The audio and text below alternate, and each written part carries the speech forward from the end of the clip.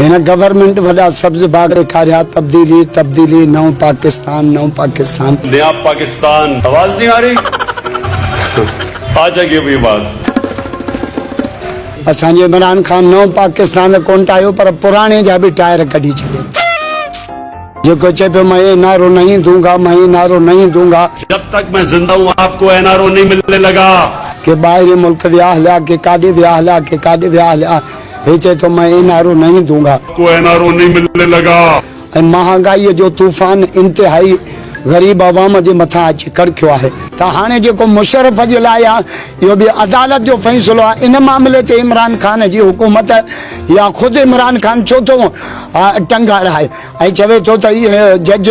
जेको आहे नफ़सियात जो मरीज़ आहे हीअं अदलीअ जे फ़ैसिले खे सभिनीनि खे मञणु खपे अदालत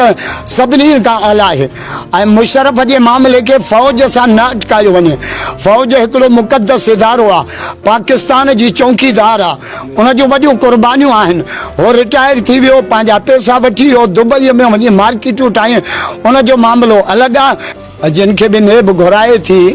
या अदालत घुराए थी त उन्हनि खे पंहिंजी सफ़ाई त ॾियणु खपे पर नेब जे लाइ बि असांजो एतिरो चवणु आहे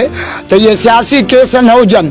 जो जेकॾहिं तहरीक इंसाफ़ जो माण्हू आहे उहो केॾो बि चोर हुजे त नेब निंड पई आहे जेकॾहिं ॿियो को माण्हू आहे त उनजे लाइ नेब जा नोटिस अचनि था इहे न हुजणु खपे इंसाफ़ ऐं एहतिसाब सभिनीनि जे लाइ बराबरि हुजे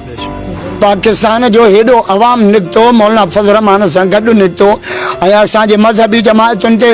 ॿ वॾा इल्ज़ाम आहिनि हिकिड़ो इल्ज़ाम इहो आहे त मौलवी मज़हबी कार्ड इस्तेमालु था कनि क़ाइदे आज़म कहिड़ो ज़ौंग जो कार्ड इस्तेमालु कंदो हर माण्हू हिन मामले खे पंहिंजे अख सां थो ॾिसे त फ़ाइदो असांखे थियो आहे हर माण्हू पंहिंजे अख सां ॾिसंदो आहे इन जे करे असां जेको फ़ाइदो ॾिसूं था त पूरे मुल्क जो अवाम निकितो आहे त मौजूदा हुकुमराननि मां बेज़ार आहे फयाज़ुल हसन चौहान खे तव्हां ॾिसो टमाटा लॻा